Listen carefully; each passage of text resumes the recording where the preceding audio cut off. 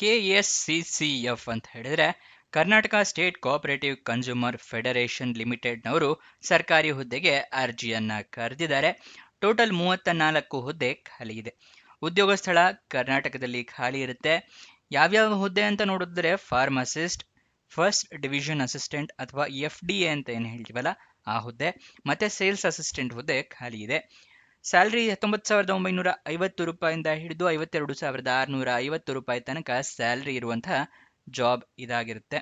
ಯಾವ್ಯಾವ ಹುದ್ದೆ ಎಷ್ಟೆಷ್ಟು ಖಾಲಿ ಇದೆ ಅಂತ ತಿಳ್ಕೊಳ್ಳೋದಿದ್ರೆ ಫಾರ್ಮಸಿಸ್ಟ್ ಹುದ್ದೆ 7 ಖಾಲಿ ಇದೆ, ಫಸ್ಟ್ ಡಿವಿಷನ್ ಅಸಿಸ್ಟೆಂಟ್ ಹುದ್ದೆ 10 ಖಾಲಿ ಇದೆ, ಸೇಲ್ಸ್ ಅಸಿಸ್ಟೆಂಟ್ ಹುದ್ದೆ 17 ಖಾಲಿ ಇರುತ್ತೆ. ಟೋಟಲ್ 34 ಹುದ್ದೆ ಖಾಲಿ ಇದೆ.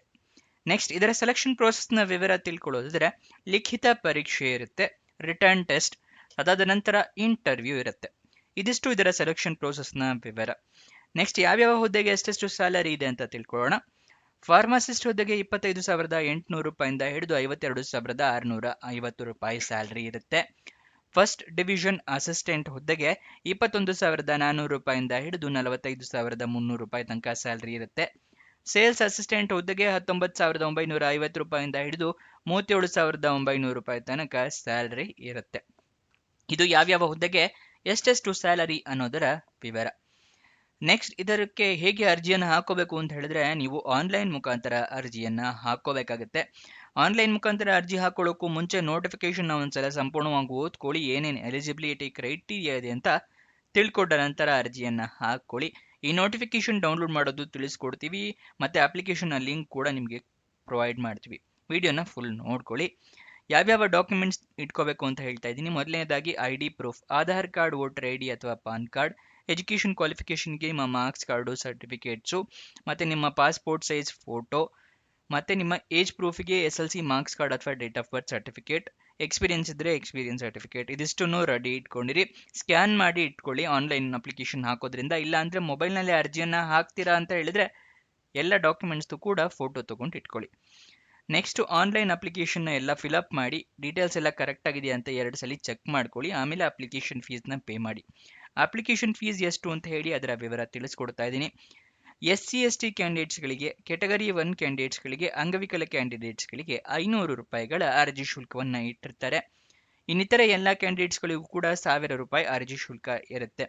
ಈ ಅರ್ಜಿ ಶುಲ್ಕವನ್ನು ಆನ್ಲೈನ್ ಮುಖಾಂತರ ನೀವು ಪೇ ಮಾಡಬೇಕಾಗುತ್ತೆ. ಈ ಕೆಟಗರಿಯ ಪ್ರಕಾರ ಪೇ ಮಾಡಬೇಕು ಅಂತ ಹೇಳಿದ್ರೆ ನಿಮ್ಮ ಹತ್ರ ಜಾತಿ ಪ್ರಮಾಣ ಪತ್ರ, ಕೆಟಗರಿ 1 ಪ್ರಮಾಣ ಪತ್ರ ಅಥವಾ ಅಂಗವಿಕಲತೆಯನ್ನು ಪ್ರೂವ್ ಮಾಡೋದಕ್ಕೆ ಡಿಸಬಿಲಿಟಿ ಸರ್ಟಿಫಿಕೇಟ್ ಇರಬೇಕಾಗತ್ತೆ. ಗೊತ್ತಾಯ್ತಲ್ವಾ? ನೆಕ್ಸ್ಟ್ ಈ ಅರ್ಜಿಯನ್ನು ಎಲ್ಲ ಫಿಲಪ್ ಮಾಡಿ ಅಪ್ಲಿಕೇಶನ್ ಫೀಸ್ ಪೇ ಮಾಡಿದ್ಮೇಲೆ ಅಪ್ಲಿಕೇಶನ್ನ ಸಬ್ಮಿಟ್ ಮಾಡಿ. ಅಪ್ಲಿಕೇಶನ್ ಸಬ್ಮಿಟ್ ಮಾಡಿ ಆದಮೇಲೆ ಅಪ್ಲಿಕೇಶನ್ ನಂಬರ್ ಏನಾದರೂ ಬಂದರೆ ಅದನ್ನು ಬರೆದಿಟ್ಕೊಳ್ಳಿ, ನಿಮ್ಮ ಫ್ಯೂಚರ್ ರೆಫರೆನ್ಸ್ಗೆ ಬೇಕಾಗತ್ತೆ. ಅಪ್ಲಿಕೇಶನ್ ಓಪನ್ ಆಗಿದ್ದ ದಿನಾಂಕ 9 ಜನವರಿ 2026, ಕೊನೆಯ ದಿನಾಂಕ 7 ಫೆಬ್ರವರಿ 2026. ಅಷ್ಟರ ಒಳಗಡೆ ನೀವು ಅರ್ಜಿಯನ್ನು ಹಾಕೋಬೇಕು ಮತ್ತು ಅಪ್ಲಿಕೇಶನ್ ಫೀಸ್ನ ಕೂಡ ಪೇ ಮಾಡಬೇಕು. ಅಫಿಷಿಯಲ್ ನೋಟಿಫಿಕೇಶನ್ ಡೌನ್ಲೋಡ್ ಮಾಡೋದು ತಿಳಿಸ್ಕೊಡ್ತಾ ಇದ್ದೀನಿ. ಡಿಸ್ಕ್ರಿಪ್ಷನ್ ಮತ್ತು ಕಮೆಂಟ್ ಬಾಕ್ಸ್ನಲ್ಲಿ 2ನೇ ಲಿಂಕನ್ನು ಕ್ಲಿಕ್ ಮಾಡಿದ್ರೆ ಈ KSCCF ಜಾಬ್ ಡೀಟೇಲ್ಸ್ ಓಪನ್ ಆಗುತ್ತೆ. ಇದರಲ್ಲಿ ಸ್ಕ್ರೋಲ್ ಡೌನ್ ಮಾಡಿ ಫುಲ್ಲು ಕೆಳಗಡೆ ಬನ್ನಿ. ಅಫಿಷಿಯಲ್ ನೋಟಿಫಿಕೇಶನ್ ಅಂತಿದೆಯಲ್ಲ ಅದರ ಪಕ್ಕದಲ್ಲೇ ಕ್ಲಿಕ್ ಹೇರ್ ಅನ್ನೋದನ್ನು ಕ್ಲಿಕ್ ಮಾಡಿ. ನಿಮಗೆ ನೋಟಿಫಿಕೇಶನ್ ಓಪನ್ ಆಗುತ್ತೆ. ಇಲ್ಲಿ ಎಲ್ಲ ಸಂಪೂರ್ಣವಾಗಿ ನೀವು ಮಾಹಿತಿಯನ್ನು ತಿಳ್ಕೋಬಹುದು. ಅಲ್ಲಿಂದ ತಿಳ್ಕೊಂಡು ನೀವು ಅರ್ಜಿಯನ್ನು ಹಾಕ್ಕೊಳ್ಳಿ. ಗೊತ್ತಾಯ್ತಲ್ವಾ? ಇಲ್ಲೆಲ್ಲ ಸಂಪೂರ್ಣವಾಗಿ ಡೀಟೇಲ್ಸ್ನ ಕೊಟ್ಟಿದ್ದಾರೆ, ಅದನ್ನು ಸಂಪೂರ್ಣವಾಗಿ ಓದ್ಕೊಳ್ಳಿ, ಅಷ್ಟು ಪೇಜಸ್ನ.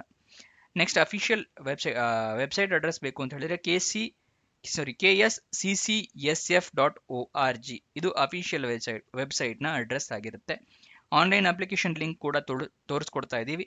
ಅಪ್ಲೈ ಆನ್ಲೈನ್ ಅನ್ನೋದರ ಪಕ್ಕ ಲಿಂಕ್ ಇದೆಯಲ್ಲ, ಇದನ್ನು ಕ್ಲಿಕ್ ಮಾಡಿ ನಿಮಗೆ ಅಪ್ಲಿಕೇಶನ್ ಓಪನ್ ಆಗುತ್ತೆ. ಅಲ್ಲಿ ನೀವು ಅಪ್ಲಿಕೇಶನ್ ಹಾಕೋಬಹುದು. ನೆಕ್ಸ್ಟ್ ಇದರ ವಯೋಮಿತಿ ಮತ್ತು ಎಜುಕೇಷನ್ ಕ್ವಾಲಿಫಿಕೇಷನ್ ತಿಳಿಸ್ಕೊಡ್ತಾ ಇದ್ದೀನಿ. ಎಜುಕೇಷನ್ ಕ್ವಾಲಿಫಿಕೇಷನ್ ನೋಡೋದಿದ್ರೆ ಫಾರ್ಮಸಿಸ್ಟ್ ಹುದ್ದೆಗೆ ಡಿಪ್ಲೊಮೊ ಇನ್ ಫಾರ್ಮಸಿ ಆಗಿರಬೇಕು. ಫಸ್ಟ್ ಡಿವಿಷನ್ ಅಸಿಸ್ಟೆಂಟ್ ಹುದ್ದೆಗೆ ಡಿಗ್ರಿಯನ್ನು ಕಂಪ್ಲೀಟ್ ಮಾಡಿರಬೇಕು. ಸೇಲ್ಸ್ ಅಸಿಸ್ಟೆಂಟ್ ಹುದ್ದೆಗೆ 12th ಪಾಸ್ ಆಗಿರೋರು ಅರ್ಜಿಯನ್ನು ಹಾಕೋಬಹುದು. ನೆಕ್ಸ್ಟ್ ವಯೋಮಿತಿಯನ್ನು ತಿಳ್ಕೊಳ್ಳೋದಿದ್ರೆ ಮಿನಿಮಮ್ 18 ವರ್ಷ ಆಗಿರಬೇಕು. ಮ್ಯಾಕ್ಸಿಮಮ್ 35 ವರ್ಷದವರು ಕೂಡ ಅರ್ಜಿಯನ್ನು ಹಾಕಬಹುದು. ಆದರೆ ಕೆಲವೊಂದು ಕೆಟಗರಿಯವರಿಗೆ ವಯೋಮಿತಿ ಸಡಿಲಿಕೆ ಅಂದರೆ ಏಜ್ ರಿಲ್ಯಾಕ್ಸೇಷನ್ ಕೊಟ್ಟಿದ್ದಾರೆ. Category 2A, 2B, 3A, 3B ಅವರಿಗೆ 3 ವರ್ಷದ ಸಡಿಲಿಕೆ ಕೊಟ್ಟಿದ್ದಾರೆ. SC ST ಕೆಟಗರಿ ಮತ್ತು ಕೆಟಗರಿ 1 ಕ್ಯಾಂಡಿಡೇಟ್ಸ್ಗಳಿಗೆ 5 ವರ್ಷದ ಸಡಿಲಿಕೆ ಕೊಟ್ಟಿದ್ದಾರೆ. ಅಂಗವಿಕಲ ಕ್ಯಾಂಡಿಡೇಟ್ಸ್ ಮತ್ತು ವಿಡೋ ಅಂತ ಹೇಳಿದ್ರೆ ವಿಧವೆಯರಿಗೆ 10 ವರ್ಷಗಳ ಸಡಿಲಿಕೆಯನ್ನು ಕೊಟ್ಟಿರ್ತಾರೆ. ಅಂದರೆ ಅಂಗವಿಕಲ ಅಥವಾ ವಿಡೋ ಕ್ಯಾಂಡಿಡೇಟ್ಸ್ ಆಗಿದ್ರೆ ನೀವು 45 ವರ್ಷದವ್ರ ತನಕ ಅರ್ಜಿಯನ್ನು ಹಾಕೋಬಹುದು. ಇದಿಷ್ಟು ಈ ಜಾಬ್ನ ವಿವರ. ಇನ್ನೂ ಆ ಲೈಕ್ ಬಟನ್ ಪ್ರೆಸ್ ಮಾಡಿಲ್ಲ ಅಂದರೆ ಲೈಕ್ ಪ್ರೆಸ್ ಮಾಡೋದು ಮರಿಬೇಡಿ. ಇನ್ನೊಂದು ವಿಡಿಯೋ ಜೊತೆ ಸಿಗೋಣ. ಬಾಯ್ ಬಾಯ್.